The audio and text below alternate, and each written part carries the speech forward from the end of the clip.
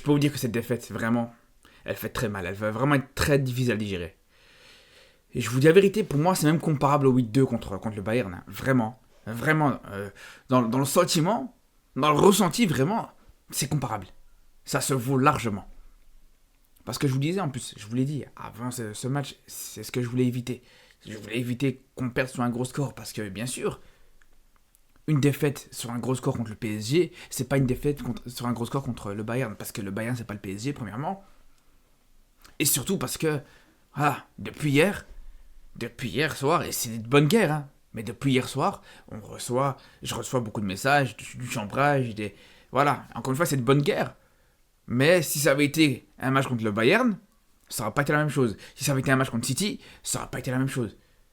Après le match, voilà, j'aurais quasiment plus entendu parler de cette rencontre. Alors que là, voilà, dès que j'ouvre mon téléphone, on m'envoie la fameuse image de Dembélé qui sourit après le match ou à la fin du match. Dès que je publie un truc, que ce soit sur TikTok, que ce soit sur Insta, que ce soit sur Snap, peu importe, dès que je publie un truc, voilà, dans les commentaires, directement, j'ai des gens qui viennent chambrer. Donc, voilà, encore une fois, c'est là où ça se compare pas du tout. Ça se compare pas du tout avec cette défaite contre le Bayern qui, pour le coup, dans les prochaines heures, t'as pu passer à autre chose. En tout cas, plus facilement. Et d'ailleurs, je profite justement pour dire à tous ceux qui venaient me dire « Ouais, mais non, mais t'es un faux supporter. Ouais, comment tu peux imaginer qu'on puisse se prendre un gros score contre le PSG? Comment tu peux imaginer qu'on risque de se faire humilier contre le PSG ?» Ben voilà, vous avez eu votre réponse. Vous avez eu votre réponse parce qu'on sait très bien comment est cette équipe du Barça. Et vous n'allez pas m'apprendre comment est cette équipe, les gars. Je vous dis, cette équipe du Barça, je la connais. Vous pouvez me dire ce que vous voulez. On sait très bien, cette équipe du Barça, elle peut avoir un beau visage, un très beau visage, mais elle peut avoir un visage catastrophique. C'est ce qui s'est passé hier. C'est ce qu'on redoutait, c'est ce qui s'est passé hier, tout simplement. Ce Barça, c'est du pile ou face avec ce Barça de Xavi. Malheureusement, on a eu le mauvais côté hier.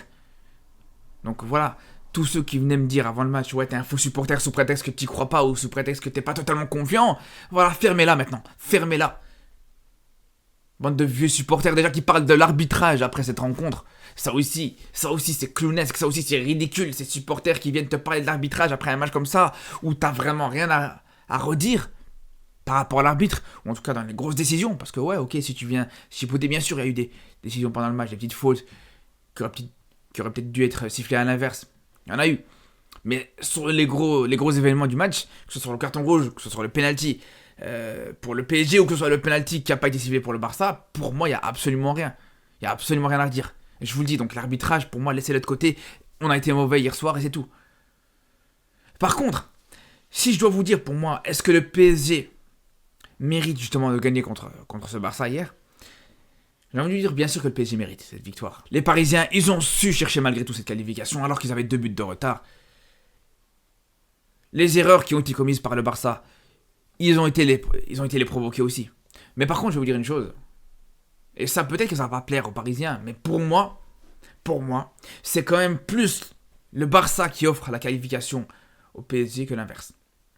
Ça, c'est mon point de vue, les gars. C'est plus le Barça qui offre la qualification au PSG que le PSG qui va chercher cette qualification. Encore une fois, je retire pas le mérite au PSG d'avoir été chercher cette qualif. Mais pour moi, faudrait être malhonnête pour dire que le résultat, il reflète le niveau des deux équipes. Faudrait être malhonnête de dire que, voilà, ce 4-1 qu'il y a eu hier, il reflète la domination et la supériorité totale du PSG par rapport au Barça. Faudrait être malhonnête pour dire ça, les gars. Jamais de la vie tu peux dire ça, jamais. Alors je sais que ça va être difficile à entendre pour certains supporters parisiens, je le sais très bien.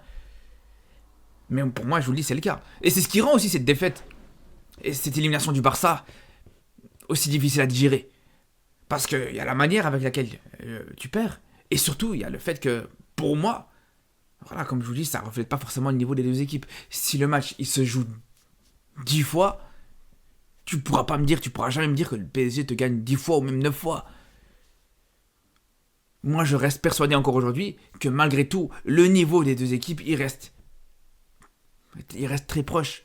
Et si tu as peut-être une supériorité, la supériorité, elle sera très minime. Elle sera vraiment minime, faut le dire. C'est pour ça, moi, je veux dire une chose. Ce match-là, je le prends même pas en compte à partir de la 30e minute, comme ça, vous savez. Pour moi, ce match-là, il s'arrête à la 29e minute. Après, ce qui se passe après, c'est anecdotique. Parce que le Barça, c'est déjà fait éliminer à la 29e minute quand Araujo, il se prend son carton rouge. Et ça, vous pouvez les retourner voir. Justement, je crois que j'ai fait une story sur Snapchat pendant le match, où je vous le dis clairement, où je vous dis à ce moment-là, c'est fini pour le Barça. Je vous l'ai dit, j'ai pas attendu que le PSG égalise. Le Barça avait encore 2 buts d'avance que je voyais justement le Barça se faire éliminer dans ce match. Je vous le dis. Et je vous renvoie ma story sur Snapchat. Je vais même vous la montrer. Voilà, regardez ma story sur Snapchat, ce que j'ai dit hier. T'avais tout pour te qualifier. Et tu prends un rouge bêtement. Un rouge complètement évitable. Je suis dégoûté, les gars. Voilà, je suis dégoûté. Ça pue cette histoire, je vous le dis, ça pue. Donc voilà, et malgré ça, à ce moment-là, t'avais 2 buts d'avance. Mais j'ai bien compris que c'était fini, que c'était plié. Parce qu'à partir du moment où tu perds malgré tout, voilà, ton meilleur défenseur central, ton meilleur défenseur tout court peut-être. Que en plus de cette sortie d'Araujo, tu perds aussi l'un de tes meilleurs joueurs avec Yamal qui doit sortir. Voilà les gars, c'était mort, c'était clairement mort. Donc pour le reste, le fait que le PSG a réussi à égaliser, le fait que le PSG a réussi à mettre le 2e but, le 3e but et le 4e but, c'est juste normal, c'est juste logique. C'est pas un exploit, venez pas me dire que c'est un exploit d'avoir gagné 4-1 contre une équipe qui joue à 10 contre 11 sur quasiment l'ensemble du match. Faut être honnête au bout d'un moment. L'exploit, à la limite, l'exploit, bien sûr, c'est justement ce fait de jeu qui fait que tu fais sortir Araujo, tu le fais expulser pour le coup. Je dis pas le contraire, il s'est pas fait expulser tout seul non plus Araujo, hein. Il fallait le faire, il fallait le provoquer. C'est pour ça que je vous dis, pour moi l'homme du match c'est pas Dembélé, c'est même pas Mbappé qui te met un doublé. Pour moi l'homme du match c'est Barcola. C'est Barcola qui provoque l'expulsion d'Araujo. Et en plus de ça, c'est Barcola qui va te mettre cette passe D pour Dembélé sur le premier but, sur l'égalisation. Donc pour moi, c'est Barcola qui doit être homme du match. Mais bon, après, ça c'est une autre histoire. Mais tout ça pour vous dire, voilà, tout ce qui s'est passé après ce carton rouge, pour moi, c'est juste une suite logique. C'est une suite logique à partir du moment où je vous dis, je l'ai anticipé. J'ai même pas eu besoin de voir la suite pour vous dire que c'est ce qui va se passer. Pour moi, c'est juste une suite logique. Ça aurait été juste une faute professionnelle de la part du PSG de ne pas pouvoir revenir dans ce match. C'est sûr et certain. Parce que de toute façon, juste derrière ça, la plupart des buts, je suis désolé, mais ils sont en grande partie à cause du fait que tu as 10 contre 11. Il n'y a pas que ça, c'est vrai aussi, tu peux aussi compenser différemment, tu peux faire tout ça, mais voilà, on a bien vu le comportement de Cancelo, le comportement défensif de Cancelo. À 10 contre 11, il n'était pas le même qu'à 11 contre 11. On a bien vu l'erreur de marquage de Cancelo, ou même les différentes erreurs de marquage, les plusieurs erreurs de marquage qu'il y a pu avoir de Cancelo sur Dembélé, que ce soit sur le but ou même 2-3 fois après. On ne les voyait pas, que ce soit au match aller, ou même sur cette première mi-temps avant l'expulsion d'Araujo. Pareil pour Vitinha qui se retrouve tout seul plusieurs fois après justement l'expulsion d'Araujo, ça aussi, c'est en grande partie à cause du fait que tu te retrouves à 10 contre 11. Faut pas se mentir. Et puis juste derrière, voilà, c'est une suite logique. C'est pour ça quand ça me dit, ouais, regardez Dembélé ce qu'il vous a fait hier, je suis désolé, Dembélé, il a fait quoi? Il a su profiter d'une situation où il était en supériorité numérique et bravo à lui.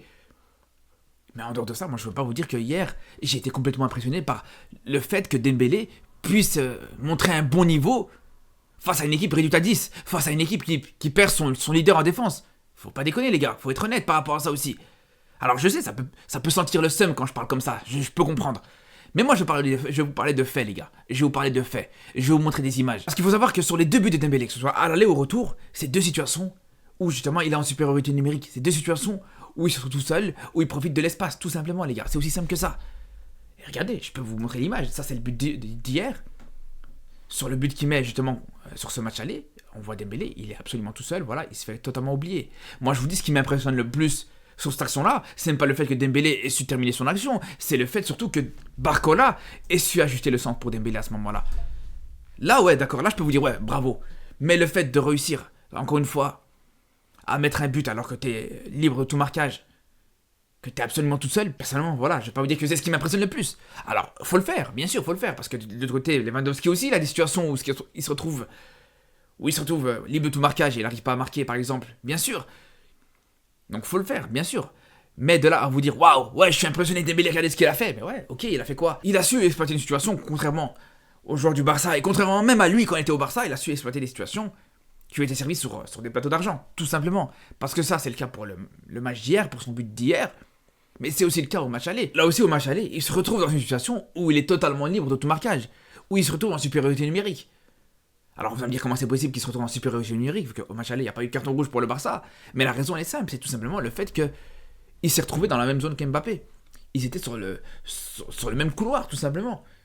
Et c'est ce qui fait que justement, voilà, on voit tous les joueurs du Barça focalisés sur Mbappé. T'as même Koundé qui est en dehors du terrain, mais qui est quand même au marquage sur Mbappé. Et t'as Dembélé qui est absolument tout seul. Donc là aussi, est-ce qu'on va être impressionné du fait que Dembélé ait su finir une situation où il se retrouve tout seul, où il a le temps de contrôler, où il a le temps de faire ce qu'il veut? Regardez l'espace qu'il a. Donc voilà, tout ça pour répondre à tous ceux qui me disaient regardez Dembélé ce qu'il a fait, regardez Dembélé ce qu'il a fait. Personnellement, je vous le dis, j'ai pas forcément été impressionné par Dembélé. Il a fait le taf, il a fait le boulot. Bravo à lui, il a su exploiter des situations, comme je vous dis, qui n'étaient pas forcément faciles à exploiter ou que pas forcément tous les joueurs auraient pu exploiter. Mais il faut pas négliger aussi qu'il a plusieurs circonstances favorables. Mais bref, voilà, ça c'est la petite parenthèse par rapport à Dembélé. Et d'ailleurs, je vous parle de Dembélé, mais c'est surtout le cas pour Mbappé. Parce qu'au bout d'un moment, le mec, il faut quand même prendre en compte le fait qu'il te fait absolument rien sur la double confrontation. Mais il y en a encore, ils vont réécrire l'histoire en disant ouais, Mbappé, il a été magnifique, il a été monstrueux contre le Barça, il a mangé le Barça lui tout seul. Je sais très bien comment ça va se passer dans les prochains mois quand on va oublier un petit peu tout ça. Alors que, je vous dis la vérité, les gars, ok, ils te mettent 2 buts. Mais il te met un penalty et sur le deuxième but, le ballon il lui revient 3 fois dans les pieds avant qu'il puisse marquer. Il faut arrêter de déconner les gars au bout d'un moment. Mais tout ça pour vous dire, voilà. Aujourd'hui, encore une fois, je vous dis, cette qualification du PSG, elle est méritée. Encore une fois, elle est totalement méritée. Je vous dis, cette qualification, pour moi, elle est surtout venue par rapport au fait que tu as un Barça qui leur a offert cette qualification. Je vous dis la vérité, c'est ce qui me fait le plus mal. Encore une fois, c'est ce qui me fait le plus mal, moi, en tant que supporter du Barça. J'aurais vraiment préféré, justement, avoir un Barça à 11 contre 11, tout donner dans ce match, et dans ce match retour surtout. Et au final perdre parce que t'as un PSG qui est clairement meilleur, qui est clairement dominateur totalement, même à 11 contre 11, plutôt que de regretter de plier justement cette qualification dès la 30e minute.